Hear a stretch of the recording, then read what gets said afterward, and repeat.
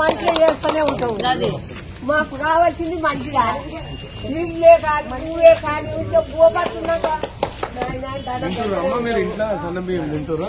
తింటున్నావు. మంచిగానే ఉందా? ఇప్పుడు ఇవి ఎట్లున్నాయి? ఎన్ని రూపాయలు ఉంటాయి ఇవి? ఎన్ని రూపాయలు ఉంటాయి జనరల్ మార్కెట్ లో ఉంటాయి? 50 రూపాయలు ఉంటాయా? అంటే ఎంత మిగిలినట్టు? మీరు ఇంట్లో ఎంతమంది? 4 ఆరులు 24 అంటే 25 కిలోలు 1500 మిగిలినాయా లేదా? మిగిలిన సార్ మీ పిల్లలకైతే పెడుతురు కదా సన్న బియ్యమే. స్కూల్ బాక్స్ కూడా అవే పెడుతున్నారు. నూకలు జరిగిన టీఆర్ఎస్ పార్టీ పేరు మార్చుకొని బీఆర్ఎస్ పెట్టుకుంది. ఈ సన్న బియ్యంతో మా బీఆర్ఎస్ పార్టీ కూడా నూకలు జరిగే కారణం రేవంత్ రెడ్డి గారు మా ముఖ్యమంత్రి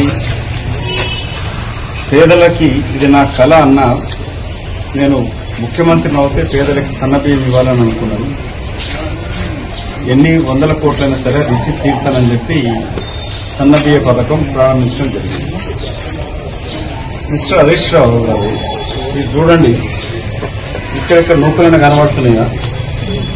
నూకలు బియ్యం ఎంత ఉండాలో అంతే ఉంటుంది. మీ పార్టీకి నూకలు తెలుస్తాయని చెప్పి సన్న బియ్యం పథకంతో అబద్దాలు మాట్లాడి ప్లాస్టిక్ బియ్యం ఉంటుంది నూకలు ఉంటాయని చెప్పని మాట్లాడి ఏ తేదీతోటికి వెళ్ళి చెప్తారు. మీకు ఇంత సన్న బియ్యం పెడతారు.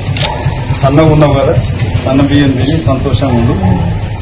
పేదలకు తీసుకొచ్చిన పథకాన్ని ప్రతిపక్షం ఉన్నప్పుడు బాధ్యతగా ప్రవర్తించాలి. మంచి కార్యక్రమం చేస్తే సమర్థించండి. పిచ్చి పిచ్చి మాటలు మాట్లాడి విమర్శలు చేస్తే పేదలకు జవాబు చెప్పండి.